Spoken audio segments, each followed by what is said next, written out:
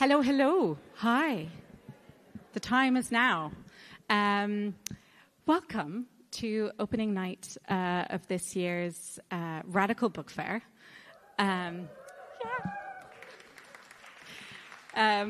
We have like a slightly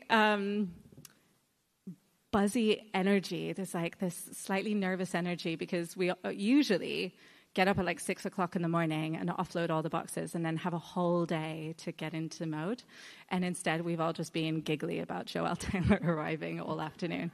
So thank you for being part of a slight shift to the book fair. You will notice our very glamorous stage tonight, in part inspired by June Thomas and her brilliant book. And she told this story about a dyke bar, a gay bar that was trying to keep the normies out. And so what they used to do is put all their trash right in front of the bar to put off people from coming in unless you really knew you wanted to be inside. So that's what we've done, except those boxes are full of books. And tomorrow, all 3,000 books will be out on tables for people to browse. So do come back over the next couple of days and enjoy that. Which leaves me only to hand over to Sasha, who's going to MC tonight. Will you please put your hands together for Sasha and for Joelle Taylor?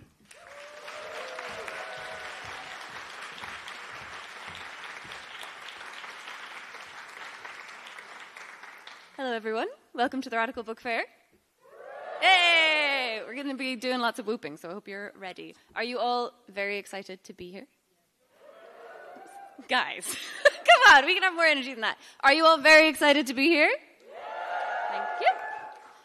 Before we begin, I'd like to just take a second to say a big congratulations and well done to the whole team at Lighthouse Bookshop for putting together the Radical Book Fair this year, because they bring the event together every year and the program is always incredible, and this year is no exception. They always put these like compassionate and kind events that ask us to think deeply about how to make a better world, and generally they just sort of operate with this like deep integrity that imbues everything they do.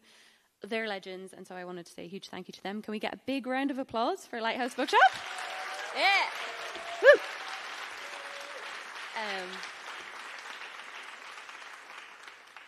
We have an absolute treat of an evening for you today. I'm like genuinely delighted to be here with literal icon Joelle Taylor on publication eve, a very special night, for her new poetry collection, which brings us through a series of temporal saunters, swaggers, back to the Dyke Bar for the ages, the dive bar at the heart of her previous collection, C+NTO, the Maryville. Tonight we'll be hearing a performance from Joelle, introducing the world of the Maryville and its many snow globes to us. And this will be followed by a Q&A with myself and your good selves. There'll be time for audience questions, so get ready. And then after we finish chatting, Joelle will be signing books, and then to round off the evening, the Roxy itself will be transformed into a dyke bar. I know. It's so exciting. I personally find this very exciting as someone who doesn't leave the house at nighttime because I have to go to bed because I'm very old. So I'm already here, so I will be attending for the first time. I'm thrilled. So yeah, please stick around, enjoy the fun, say hi to someone cute, and I'll introduce Joelle now. Joelle Taylor is the author of 4 collections of poetry and 1 novel. Her most recent collection, C+NTO and Othered Poems, won the 2021 T.S. Eliot Prize and the 2022 Polari Book Prize for LGBT authors. C+NTO is currently being adapted for both theatre and into a television screenplay and was featured on the Radio 3 documentary Butch. She's a co-curator and host of Outspoken Live at the South Bank Centre and tours her work nationally and internationally in a diverse range of venues from Australia to Brazil. She's a Poetry Fellow of the University of East Anglia, the curator of the Coastler Awards 2023, and has judged several poetry and literary prizes, including the Durwood Fellowship, the Forward Prize, and the Ondaatje Prize. Her novel Night Alphabet was published in 2024 and was named both a Spectator and Guardian Book of the Year. Her most recent radio programme, A Young Girl's Guide to Horror, was broadcast at the end of last year on BBC Radio 4. Big breath is a long bio. There are many accolades. She's a Fellow of the Royal Society of Literature and the 2022 Saboteur Spoken Word Artist of the Year. She was recently honoured with a Diva Award for Excellence and named as number 15 in the Independent's 2024 Pride Power List. Her new collection, Maryville, will be published by Bloomsbury tomorrow, and you can buy it here tonight. Please give a huge Dyke Bar welcome to Joelle Taylor.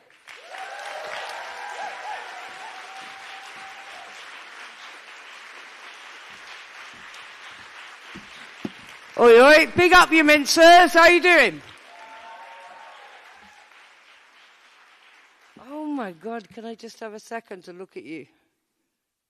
Ugh, right. I'm absolutely overwhelmed. I was saying to Sasha in the dressing room, do you know what it feels like to be in a place that loves you back? Where you walk around and you're like, oh, hello. Like we know each other and we've never met.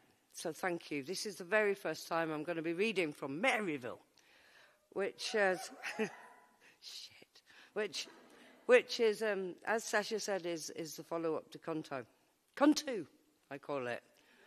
Or Night Sky with Glory Holes. So this book follows the same four butches who, as you know, are real women, real friends of mine, real dykes, from the 90s, and it follows the same four women, but transplants them into 1957 and reimagines them. So it says, I asked myself, what would happen if I could haunt my ghosts instead of them haunting me? And the book uses the language of film or screenplay to sort of ask who's holding the camera. You know, all of our lives we are surrounded by people who narrate us and watch us. So I wanted to bring attention to that. So I use a lot of language of film throughout the whole book, and that comes through mise-en-scènes, it comes through voiceovers or camera angles, and the poems chuck cameras across to each other. So what makes this different to C+NTO is that it's a story. Oh. One poem depends on the other. So tonight it's going to be a little glimpse into each of the different parts of the stories. And it's written kind of as a television series, literally as a television series, scoping for a television series. And it's written in 3 episodes, season 1.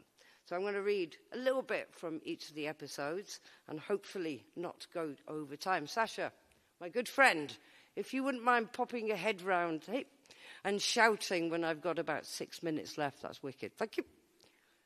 No pressure. So we're going to begin in the beginning. And I wanted to not tell you the story of my real friend's childhood, not tell you any of that, but to really look deeply into dyke and queer history to find out who we are and what butch means. And more than that, what we mean beyond butch, what femmes mean. There are femmes in this book. It's awful. It's terrible. So I'm hoping, really, that this is us reimagined, alive, here, today. The book begins in HMP Martyrs Hill, where young Jack Catch is a 16-year-old. And Jack has been imprisoned, as happened to a lot of dykes during that period in time, up to the 50s, 60s, for sex by deception. You might find echoes today. And it's essentially when a more masculine part of a female partnership, when they're caught, basically. So what happens to Jack is her and her girlfriend are caught together. They're about 15, 16 years old, but Jack is the more masculine looking. So her girlfriend says, I didn't know. I had no idea that was a woman. And as much as we laugh, and it is funny, there is a long history of butch dykes being imprisoned for our sexuality or put into mental institutions. Anyway, good morning. So I'm going to begin with one of the poems from young Jack when they're just 16 years old. Jack is framed within the cell door keyhole, making her a woman, imprisoned in the body of a woman. It is true. The crime is the punishment.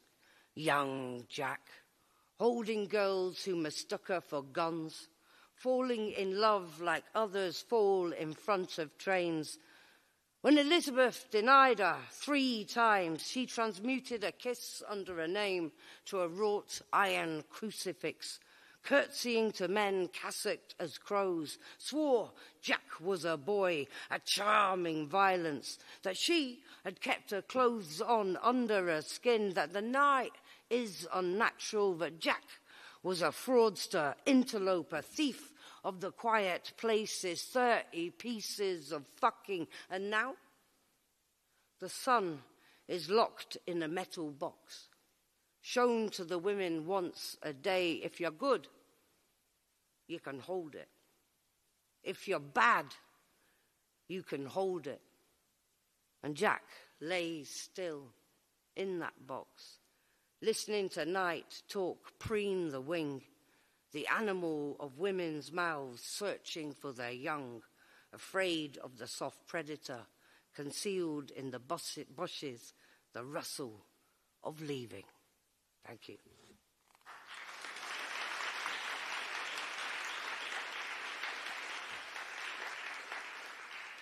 So let's move on. Excitingly, what's just happened is I've lost my set list. So there may be a point where I just ask you to shout page numbers. See how we get on. While Jack's in prison, she meets Ruby. And Ruby is an old school butch. She's becomes her mentor in prison. And it's Ruby she follows to finally find the Maryville Bar. It's a book about a bar, forgot to tell you. Ruby. Born from a sailor's knot, lips a sealed envelope, silver shaven soft belly, Ruby squats her body as if it were tenement, filled with family and ashtray, overflowing a shout up the stairwell, her thick white arms the width of belief, strong, unrelenting, the great butch mother. Her breasts a desk toy. Her face, a club comedian, easy to draw. Her mouth a steam iron, star sign, amphetamine. A rubbed blue anchor beneath her watch. Her fists come in dribs and drabs, and she hangs them to dry alongside prison-issue uniforms, while her femme fixes her makeup in the shine of her boots. When Ruby washes her clothes, they stay clean.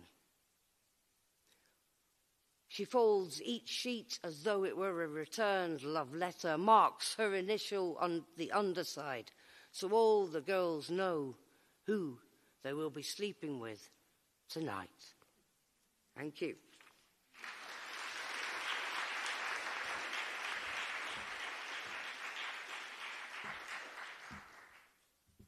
Yeah, polite applause.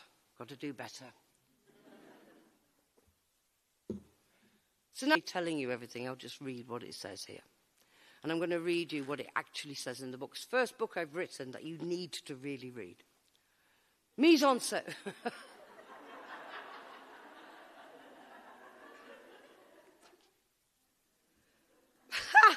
Mise en scène, Dudzilly. Soundtrack, Patter Patter, Miriam McCabe. Grainy black and white Super 8 film, handheld. Exterior, Sophia Town, Johannesburg, South Africa, 1957, noon. Extreme crane shot. A thin line of men chase a young black boy through an intestinal cityscape. Dudzilly. Jack rollers whistle and whoop. Costume lions, roars handed down from big brothers, too baggy for their mouths.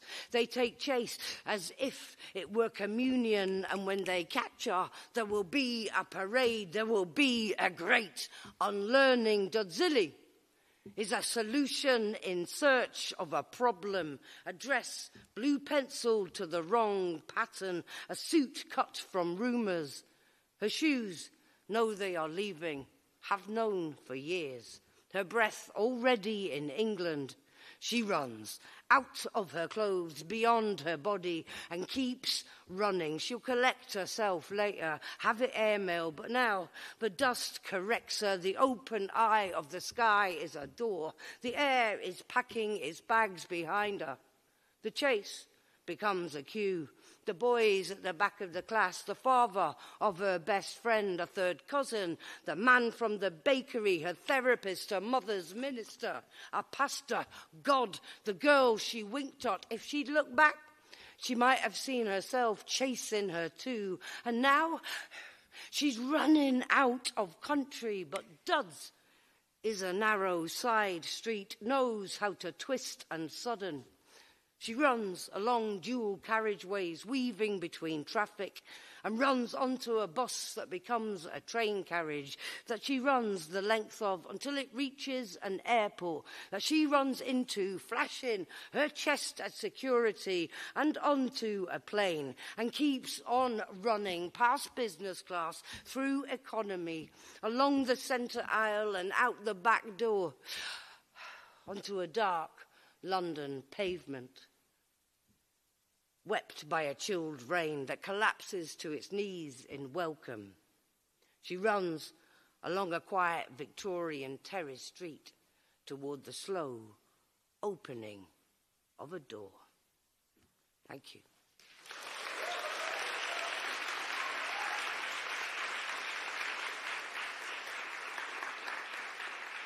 Now a little bit of Angel. As you might remember from Canto, Angel is an absolute liability. And I adored her. This is called Mobius Fist, and it traces her back as a young kid.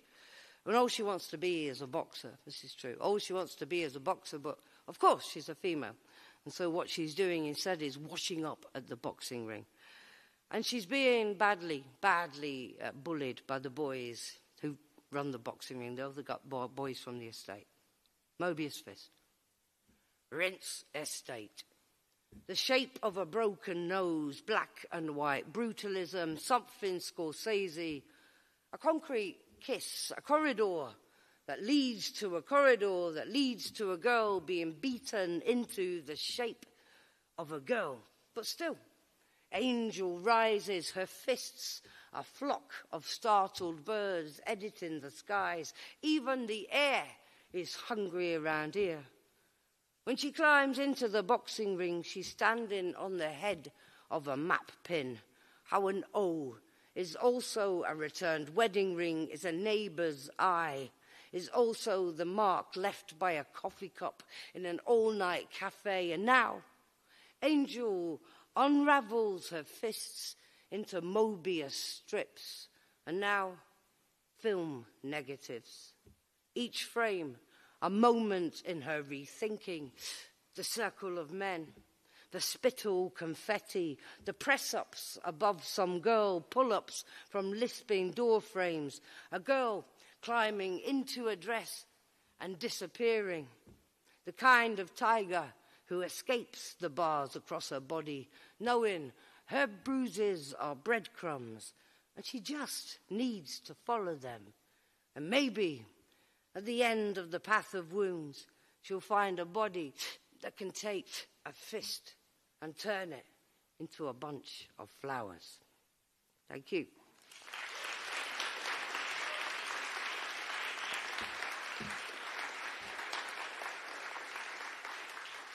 Thank you so much. I know that took a lot out of you to clap so meekly for me. No, I'm joking. I'm not. Yeah.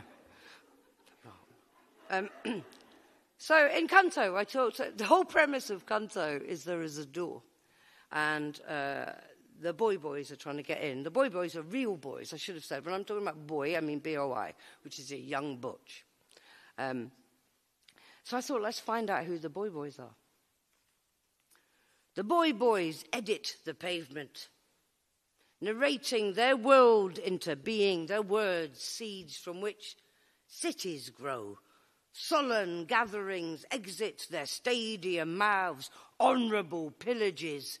Skyscrapers shoot up around them like ill-timed erections. And in each building, another boy, and another, each at their saddening windows, shouting into the abandoned above, peering through bead curtains of sweat at women, entering a bar alone and exiting as a chorus line, stroking the Y at the centre of them, feeding the fuck, the tilt and the swagger. In this way, they are archetypal time, pink calendars, each member a spoke in a sundial, casting its shadow every Friday night across Maryville, the same boys gathering like alley flies, corner boys with grins like cul-de-sacs. Angel knows them all. They are her brothers, gods of the underpass, Prince Pistain, circling manhood like kicked dogs, growing from the knuckle outward, an altar boy uncurling. Thank you. There we go. That's it. So it's in this book that I finally introduce us to the femmes and to Soho. So I'm going to fuck off. So I'm going to try and find the story I want to tell you. So Soho is like king femme in the book, and she is Jack's girlfriend. And she's like, well, you'll see. She's got a body like a keyhole. And Jack wonders what she unlocks. And throughout the whole book, through 50 years this book covers, throughout the 5 decades, they are together. And at the end, we realise that, oh, but you have to buy the book. Soho, a flock of femmes alight afield. Interior, Maryville, late evening, wide shot of the long pew of the bar. The boys have been evicted from their bar stools by a flock of wild femmes who toss the camera between them like hawk bait. The femdem gather in squirrel, Lambrini as a mixer, she Guevaras beneath the cataract mirror ball, wrangling disco bladder, unkempt tongue, an acrylic tipped with snow. Their hair, a personal bodyguard, a topiary of the risen Christ. Their mouths, red ships leaving, fixing their makeup, even though it's not broken. And boys, young and unfinished, swarm and shiver, throw punches in the air and juggle them, bursting the banks of their belonging, bigger now, cocky as cocaine cockatoos. They let their tongues unravel into catwalks, and the dem stalk up them. One boy, brave as bank holidays, turns to Soho and says, the boy says, take a night off your face, love. And Soho looks up. The air sits down. Pins the boys to their bodies, peeling them until they are exposed girls in suits in a vast ballroom at the end of the world. Soho stands, more objection than object, straightens her hem, throttles her coat, says, I'm leaving, darling. The light is too heterosexual this evening. And smiles to Jack, her lips 2 lines across a mirror. Thank you.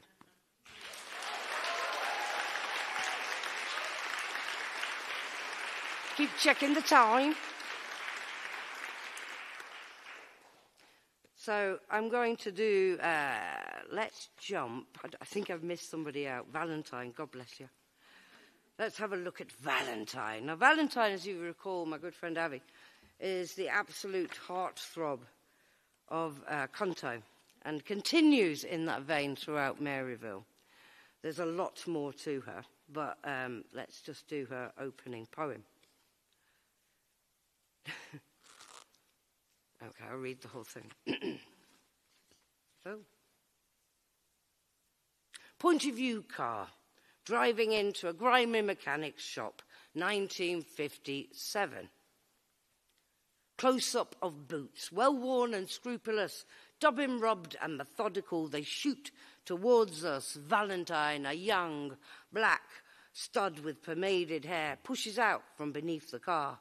She is a thrill in search of her face. Above her is a twin-set woman with a bouffant and calfskin gloves. She passes a small card to Valentine, who reads and grins. Her laughter is the car starting on a cold, wet day. The metaphor here is not worth writing, is beneath the poem. How the undercarriage is a reproductive system. How the car is pregnant with road. How Valentine lies under the unsure chassis, making promises she's no intention of keeping. Fingers slick with the wet dark. Looking deep into the O of the engine, the wonder of absence, Valentine considers whether this model is convertible. Who exactly it's registered to, whether it would like a full service, a dinner perhaps, some cinema to liven up this dual carriageway of a day. Valentine tests the suspension, holds out her hand for a spanner, lets the car roll its R's. The window wipers arch. When she pulls it back, there is a card in her palm, a name printed centrally, and Maryville scrawled in a skid of lipstick on the inverse. In the underdark, the lettering looks like tire tracks leaving the road. Thank you.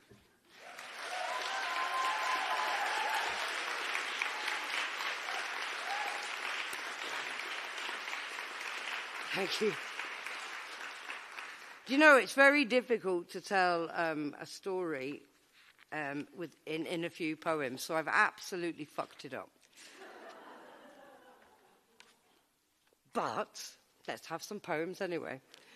What I messed up is I was supposed to go through each sort of episode, but I forgot.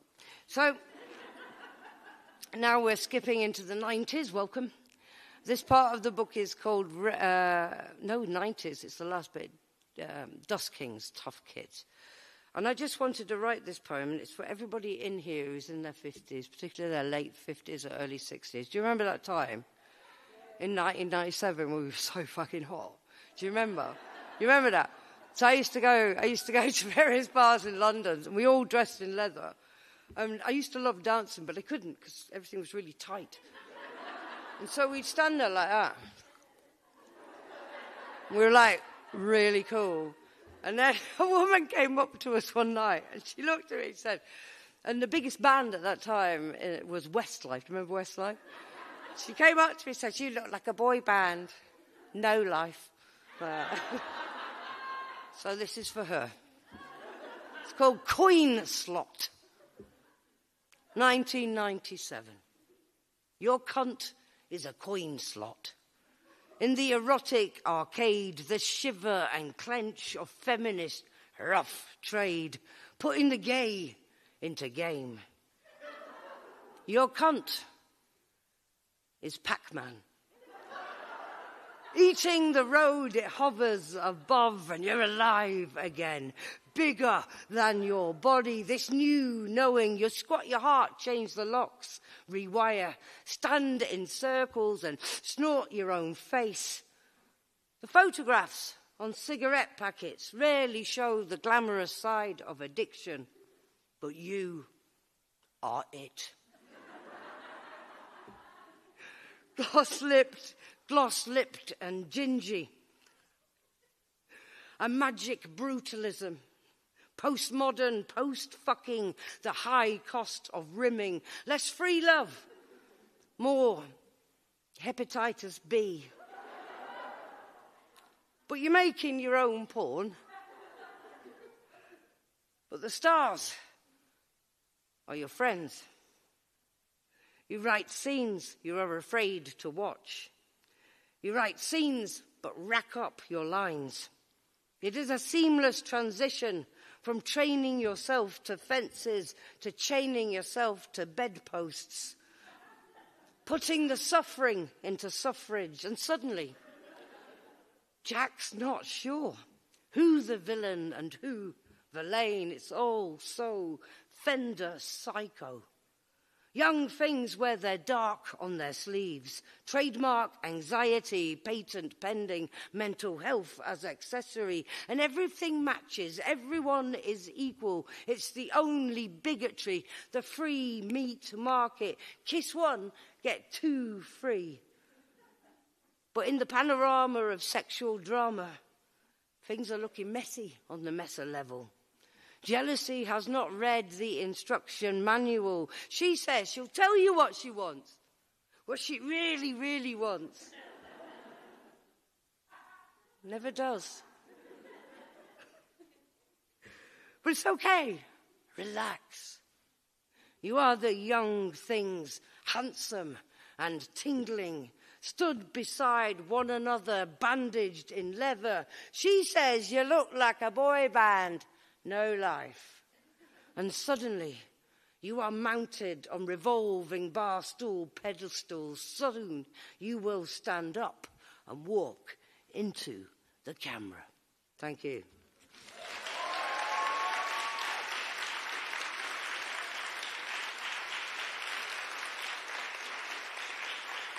Yeah. Is it time? Fine. Have I got enough time? Have you been trying to get my attention for ages? So I wanted to read you some sonnets, but they take about 5 minutes. Is that cool? Sick. So I ran out of time. I forgot that I talk. So this is a crown of sonnets I want to read the beginning of because it kind of is the genesis of the book. In the Maryville, behind the bar is 1,000 snow globes, and inside each snow globe is another bar in another part of the world. So let's see if I can find this thing. And we go into the snow globe. This poem I wrote is dedicated to the 180 butch women or non-conforming dykes who were murdered last year. 180. It's a crown of sonnets. There's 15. I'm just going to read a few. 1. For boys, slow dancing in snow globes, moored in suits stitched from rainfall, who hold each other like eggs, from which they will hatch, punch curious, alert to the wild as snow falls like empires.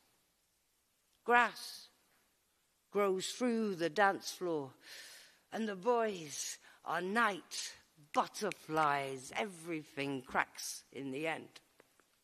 But not this hand. This idea. Some nights it's no spare change or saliva, handkerchiefs or charge sheets, dust kings, tough kids. We had nothing, and we shared it. We had nothing, and we shared it. A neat division of air, woke spinning on bar stools or crawling from hedgerows naked. We took these skins from shop windows, Savile Row, Paris, Bangkok. We were trying to remember why we died, or if there was a sound, if the birds forgot the words to their songs, or if the sky called our mothers. We was trying to remember if we were special. I keep saying good night, but I can't remember who to. We are reborn in this bar beneath the city, each of us haunting the holes of our bodies. We was haunting the holes of our bodies long before we were squeezed from our skins. We were ghosts of school linoleum, ghosts of the changing room, ghosts of the long walk home, the boardroom, the ballot box, ghosts of our mouths. We were watercolours in rainfall, dissolving on the streets, the back seats of buses erased, invisible, a taste, heavy air. When and how we died, unnoticed. How'd you kill something that isn't there? But we were sacred before we surrendered. This much each of us remembers. What each of us remembers comes as snow in the globe gold binary code. It comes fractal. We hold the memory and it sobs. George returns, leaning over the pool table, the balls escaping their pockets. My head, she says, and we look through a hole in her skull toward her last moments. The breath, the blue, violent circus that chased her out of her skin. Here, we rise head first from pint glasses or materialize in ironic lines for the ladies, each nursing a wound, a violet baby. We each nursed a wound, a violet baby. La Camionera Macora unravels a blue bruise like a blueprint, a map of her final route, the topography of body. When we lean close, we see the fist swarm who followed from the bar, as though tied by strings to her waist, umbilical somehow, a leash, a howl, dog men drawn by the scent of dissidence, of independence, of stubborn. She didn't mean it, any of it. Shirts are just shirts. Shaved hair returns with evening tide, but the night hung limp in their jaws, punctured into heavenly bodies. She rolled a cigarette, smiled when they caught her, red in water. All hail the non-conformist daughter. Red in water, all hail the non-conformist daughter. All hail ugly. All hail disobedient and women who identify as freedom, as justice, as hope, for fuck's sake, in the face of those who would bury the rainbow. A clutter of jack-rolling boys took her, translating kisses into curses, fear into prophecy, their pornographic grins, a woman splayed, red curtains parting, dark entertainment. When jack-rolling smiles connect, they make a red-lit lane somewhere to the south of here. It's a bonding, a ritual, cocks held like crucifixes. They would have left her if she'd begged forgiveness. A woman's body is always a man's business. A woman's body is a man's business. Wet currency, his penis, a monument erected to himself. I understand now that language can eat us, that the mirror is carnivorous, that when we cut our hair, it doesn't stop bleeding, that when we're dressing, we mean as if over a wound. Please understand, we're trying to tame our own faces so they come when they are cold. These small uprisings, these last stands, a knuckle of butches backed against gender. Some women's bodies are the site of their protest. Some women are buried in the graves between their legs. Thanks so much. Thank you.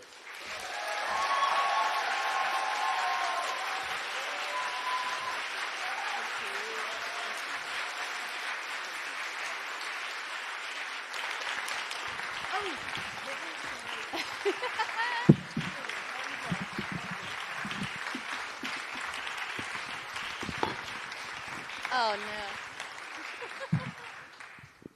Health and safety nightmare over here. Sorry, dropped the wine. Hint. Thank you. Priorities. Hello. Priorities. Hello again. I feel dreadful for stopping you because that was amazing and I could have listened to you for another hour. Oh, I think I went a bit over. It was tough to time. Totally fine. But hopefully we'll get a chance to talk a bit about the book now. Lovely. When we were in the green room just before coming on, you said something really interesting, which I wanted to kind of open the conversation with. You said that Maryville is the first book that you wrote that was just for people like us. Yes. Just for butches, lesbians, dykes. Yes. And I wanted to ask, why is that? And how does it differ to CUNTO? Because I think a lot of people have seen themselves in CUNTO, but CUNTO had a very wide appeal. CUNTO, the reason it had a glossary and everything at the front is I was so enraged by the way we were being treated and the way my friends who died were being treated and how they died and how history had been erased or reinterpreted, that it was to straight people. Mm-hmm. So I was trying to explain myself, and then a really big surprise to me was that the community came in and went, hey. And so I went on tour, and I won these prizes, and I went on tour. And the most magical things happened, which is I'd look out night after night, and it would just be a sea of, like, old fella faces. It would be a sea of queers, you know, and in particular for me, the dykes. And so I wanted to write something that was just for us to myth make. Mm-hmm. And you know, that gives me a real a sense of homecoming. Mm-hmm. But I'm hoping as well, you know, it brings us a bit more connected as a community as well. New myths, please. New stories. And it's interesting because CUNTO ends with this line where you say, return to me once a year, tell them a story. Thank you, Mary. Thank you. Oh, God. See if I can knock that one off. See what I can get next. Just don't. Thank you. Don't knock over the snow globe because it's look, very see metaphorical. This. Yeah. Oh my God, it's amazing. Yeah, it's got 2 little dogs in it. The dogs are gay, I've been told. So, in case you're wondering, to symbolise a butch femme couple. You know the one with the little blue bow is the butch. You know that.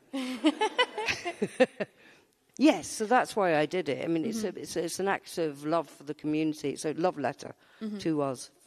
And was there a sense, because you've returned to, you know, the same setting, the same characters, yes. Was there a sense of rewriting happening where you were like, I need to tell the story again?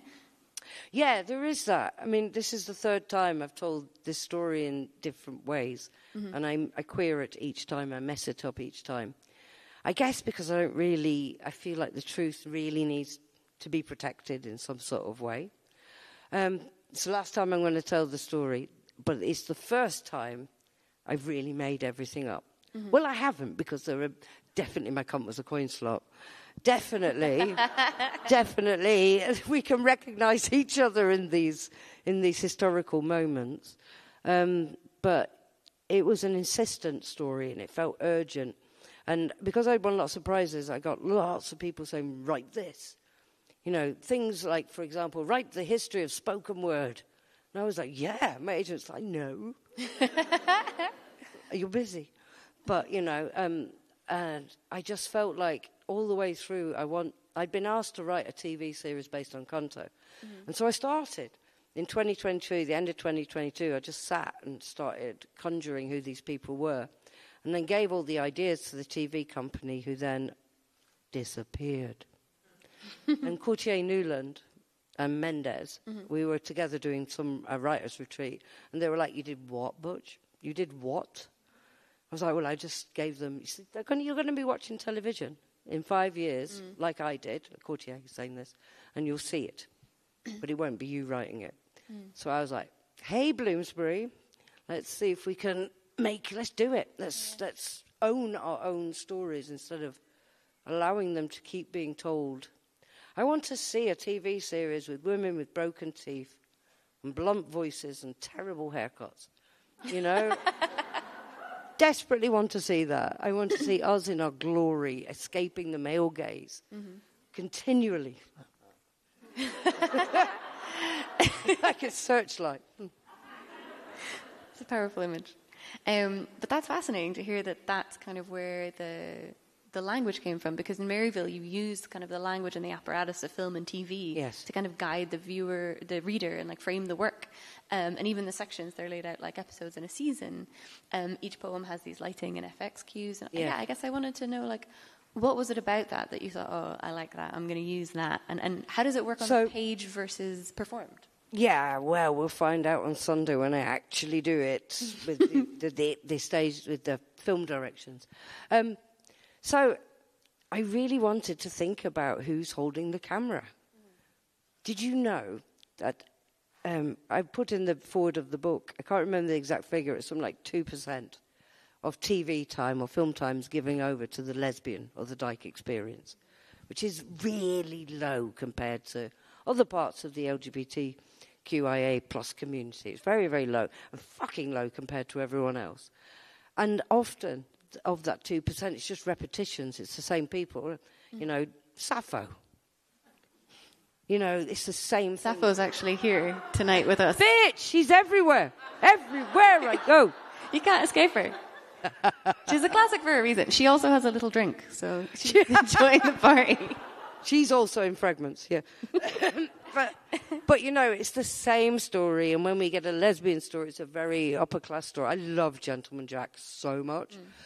But it's like The Well of Loneliness. It's like all the big stories are middle-class women with money and independence, because who else could live those lives? Striding across moors, conquering ladies. And I was just like, come on, that's not who we are. The butch femme dynamic is not that. Exactly. Exactly. It's the other way, man. Come on.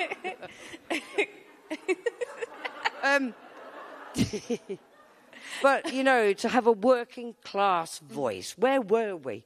We weren't in our mansions. You know, we were in the Molly House on the docks, speaking Polari or just like wearing strange tattoos to pick each other up. We were being alive. Butches are about survival. It's about being able to walk down the street with your girlfriend.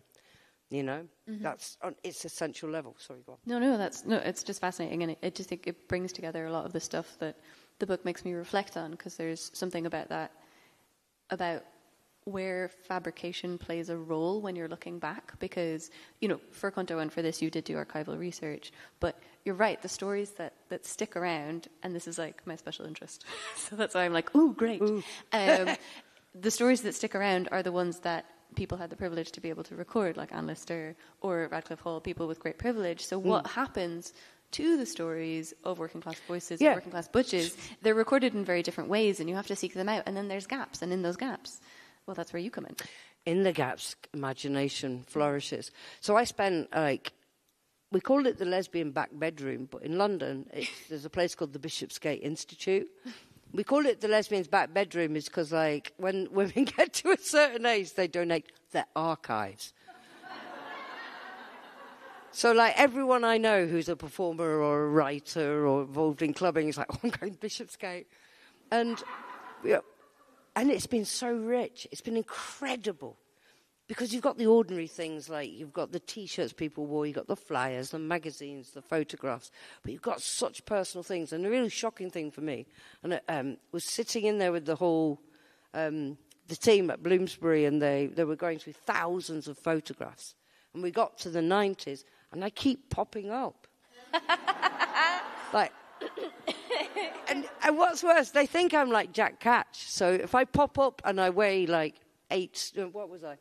A size 8, you know, I was tiny. I was a little, skinny little thing with blonde hair and great big eyes, you know. So they're like, oh, we will not show that picture. That's not how we butch, is it? You know? We are butch, but we become, you know, our bodies. Yeah, so it's been really fascinating to do that. And I think it's a really important, the interplay between art and archive is essential. It's a conversation. Yeah, there's so many brilliant writers working in that space at the moment, and I'm just really happy to see a proliferation of it. Like, my general opinion is just more. Just more, please.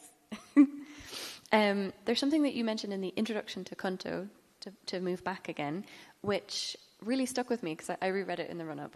I was like, all right, I need the prequel if I'm going to read the sequel. You spoke about the queer community in 2021 being kind of on the precipice of a great division. Yes. Which I think we were. Yes. It's 2025 now. And there was a piece about, like, the introduction of the collection, the whole being a call to return to physical spaces and celebrating unity and bringing people together. And I guess my question is, like, how do you feel about all this now? Because 2025 is a really different place, and I think that precipice is kind of, we've jumped off it at this point. We're dead. So no, I mean, what amazing things started to happen, and it was so in 2021, both C+NTO and Maryville Dykes, the film, came out, and certainly in England there was such a buzz amongst community about both things that a younger generation started going, "Where's my bar? Where's my pop-up? Where's my big Jack?" You know, and they started putting up pop-up bars. And, you know, Butch Please has been going for a long time. Yeah. But there are all kinds of different meeting spaces arriving, which cater to who we are now, not who we were then. So there are bars. But there are also lots of things like the Queer Centre, you know, around the back of the Tate. There are lots of little things happening. I feel like we're getting more galvanised and we're getting more community-based. I'm afraid I still think there are a lot of problems online. One of the best things I heard recently, I don't know how you're going to react to this, but it's, this is from big thinking people, that the internet, social media is gone within 5 years. And I think it's true. And I can't fucking wait. I'm with you. Because it started as a way to enable conversation. Now it's a way of stopping connection. And I think, particularly with X, which I keep coming off, I never post on it. It's like a car. You know when you drive past a horrific accident? That's X. So you're just like... And I want to know, it tells you what the most extreme among us, both left and right, are thinking. And they just shout at each other, you know. But I think social media really promotes difference in a bad way. It doesn't promote communality, that we can be different and communal at the same time. So I think we've got a lot of work to do, but I've been really thrilled to go out and be around the queer community and to feel that uplift. Yeah, I think there is a resurgence, you're right, in community spaces. I learned last month that in Glasgow now, there are not one but two, founded in the past year, like rival leather dyke gangs. Because one started, and then the other started, and they were like, oh, that email address is taken. Oh, no, I love this. Tell them to keep separate. That's fucking brilliant. Yeah, they've decided to stay separate. They're like two in each gang. They all came to an event last month. But this is it. It is it. It's community-based, and a community needs to make space for people who disagree with each other. As difficult it is, and social media doesn't allow that. It's very binary, you know. And I think we all know we're not binary as a community. We're very, we're prismed. We're you know, a stained glass window. I like that. I'm going to ask one more question, and then I will open up to you guys, because I could genuinely keep chatting to you all night, and I feel that would be unkind. But something I want to ask about is, I really love how there's space made in Maryville for butch femme dynamics. There's more femme in this book than there was in C+NTO. And putting that against like the long lens of history, it made me think about Stone Butch Blues. Yes. And the bits where like Jess and their pals are talking about how over the changing, you know, eras, you've got new generations of lesbians who are like, oh, we don't want that anymore. That's not for us. We don't subscribe to butch femme dynamics. However, I feel like we're seeing a return to it. We're seeing a celebration of it while still keeping space for everybody else. And my question is, what's your hope for a butch femme future? Emily Witham. I mean, I think, yes, I do think it's an important, like I said, it's an office. Like the drag queen is an office. It's butch femme, it fulfills like the office of mayor. Yeah, exactly. Oh, yeah, I see. I am the butch of this town. But, you know, no. But I think it's becoming attractive because we're starting to realise it's not what Sheila Jeffries says or the Leeds Radical Revolutionary Group, whoever they are, that it's, you know, an eroticization of power difference. That just shows me somebody who's never been involved in that kind of relationship. The butch and femme are both as gender non-conforming as the other. It's the eroticization of survival. It's living. And I think a younger generation are finding it sexy and are finding it, you know, a space they can inhabit. There's something really, I was going to say cartoon-like. I don't know what I'm talking about. I'm a cartoon. There's something really archetypal about it, and that's what makes it attractive. I think it's going to be a glorious future because we understand each other. We are same side of the coin. I like that. All right, I'm not going to ask any more questions, even though I have like 7 more questions. So we are going to open up to you, lovely audience. If you could raise your hand, and Myri, will we just get people to holler and I'll repeat the question? Is that what we want? If you're nearby, you can have the mic, but if not, you must yell. We have one here. You're all very hazy because the lights are bright. So red person, you may speak. Yeah, you can come to the mic if you're able. Yeah.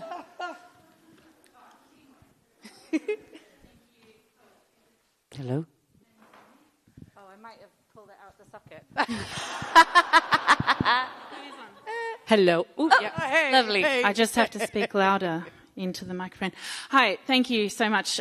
Beautiful poetry, and I loved Canto as well. I think the 90s are having a moment at the moment. I've just started a Dyke movie night at Paradise Palms for 90s Dyke films. What? Had our inaugural screening on Monday, starting with a banger with Bound. It was excellent. There were lots of hoots and laughter from the audience. So that's fortnightly. Just a little plug. I love your question. It's mainly so that I can develop... It's mainly so that I can build a friendship network for myself. Go, girl. You go, girl. So just on what you said about the connection between art and archives. I'm a historian. I work with archives all the time. I've been involved in building queer community archives. But when I think about your work and the work of people like Joan Nessel, and you mentioned a bunch of TV shows and movies and things, it seems to me that the interface between people out there and the people who are working with the archives is much more accessible when it's done through art. But what do you think is the role of historians and historical work? It's all a little bit boring, I know, but I'd love to hear your thoughts. No, absolutely, it is not boring. I remember being at school and Mr. Beaumont, what a cunt. Mr. Beaumont was the history teacher and everyone was terrified, and he'd start telling a story about the Luddites. And, everyone would just be quivering except me. And I'd be like, is it? No. Because his story, it's a story. And I think it's the most vibrant, alive thing. So what we haven't really talked about the new book is it's a ghost story. And all ghost stories are love stories. And what a ghost is the past insisting itself on the present. So the question is, why am I insisting? Why are the ghosts coming? What are they trying to tell us? What do we need to do? And if you read the book, you'll find out perhaps some of the questions I asked will give you some of those answers. I think the role of history and all academia within all art is conversation, and it's that symbiosis, isn't it? Don't you think? You're obsessed with archives too. Yeah, I'm doing a PhD that's sort of in that area. So very, very keen on And we have because we've escaped the male gaze for so long, which has given us a lot of misinformation about us, like the prison stuff, etc. But it's also meant that we have this rich, hidden history. And then the question is not whether to tell the story, but whether it's right to. Do you know what I'm saying? So I think, that's why I won't do it again, I think, because I need to now, I think, push into other areas. Otherwise, what will we have? If we tell all our stories, what do we tell each other? Well, I'm interested in what the past can tell us about what the future will become. Well, yes. And then that's where the new story When you get to any silverbacks in the room will tell you that, oh, God, we're here again. Wednesday again. Because there is an absolute tangible circle and cycle, which is why your elders, when you said things are better, and we all went, I had with Neil Bartlett last week, we had an elders conversation. We're like, oh, yeah, it's coming. We can feel it. It's so much more than I felt in Canto. And perhaps I'm feeling it more in London. Perhaps Scotland's no, it's not, is No. it? Scotland's better, but there is certainly... it's time to find each other, hold each other's hands, even if you don't like the person, and to stand together, because we all look like each other to them. Okay. Is there another question? Yeah. Fair. Right. Absolutely.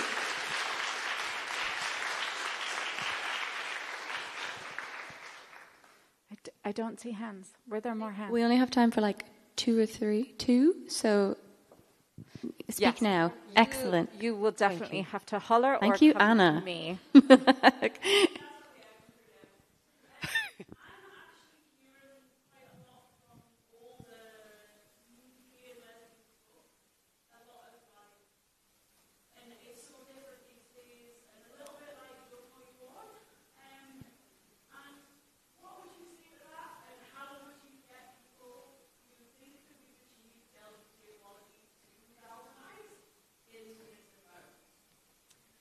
Fuck. I mean, yes. I mean, just to honour what you were saying there, yeah, absolutely. Absolutely. You know, Neil and I were talking about this, and as a young dyke in London, I was constantly being physically hit. Just walking down the street or spat at, it was on your TV, it was in the newspapers, it was in your family. So most of us of my age, or a lot of us, had to choose between family and ourselves, our sexuality. To get a younger generation to galvanise, I'm afraid it's going to be really tragic. How did we galvanise? They came for us. And then AIDS. I'm really sorry to say, but I think that the beauty of youth is that you don't know.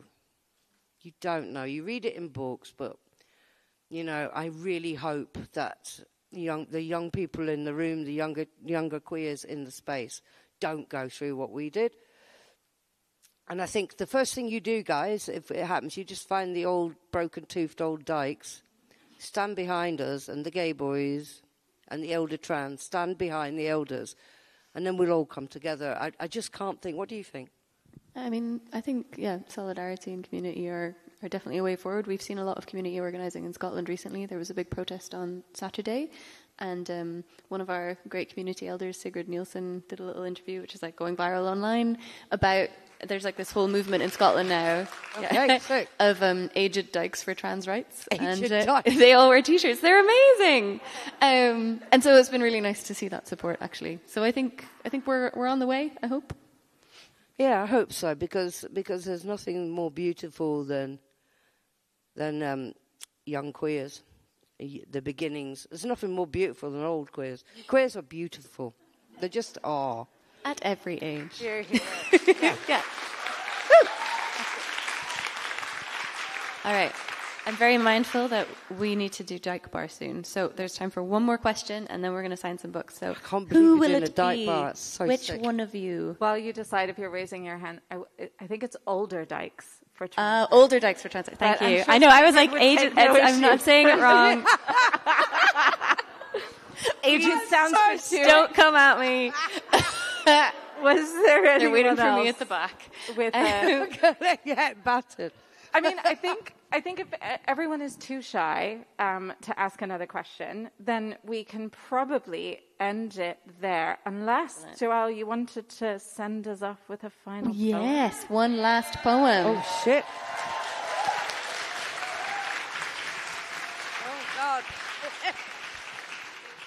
The last time someone asked me to do this, I read something really fucking inappropriate.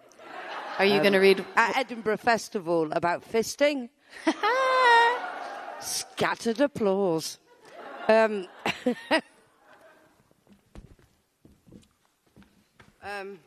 God, what am I going to read? Come on, Joelle, focus. I'll carry on the sonnets for a couple, eh? Yes. Woo!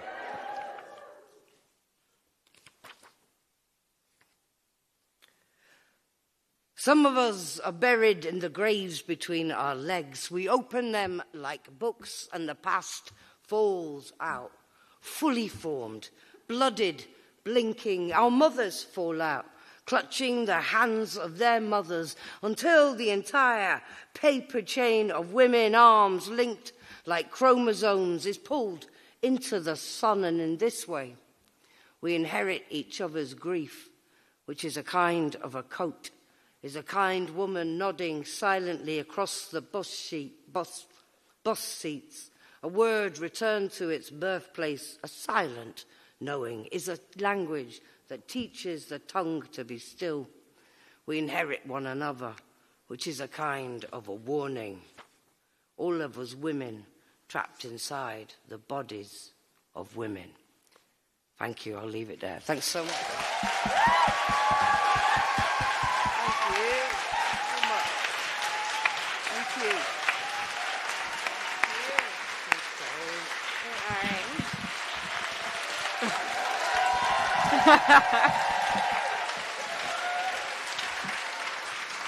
Is that for your social media, Joelle?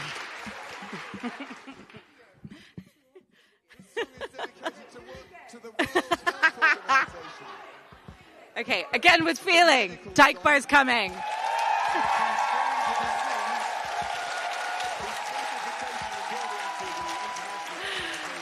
Oh. Thank you. So while these two make their way off the stage, we're going to have a wee signing at that table there. We need to transform this room into something that can have a semblance of bar. So you're going to have to work with me on this. Everyone that is seated in the sort of theatre-style chairs, you are going to get up and enjoy the space that is not the chairs. There is a bar at the back. There is another bar in the basement, the snug. There are books. There will be the signing table. And then my lovely friends from Dyke Bar, yay, and any other willing dykes and queers who want to move tables and show how hench you are. We're going to gather up some chairs and put down some tables, and then you have a few hours to just enjoy the space, have a drink, meet some people, make some friends. So that leaves me only to thank you one more time for being here for Joelle and for opening night, and up you go.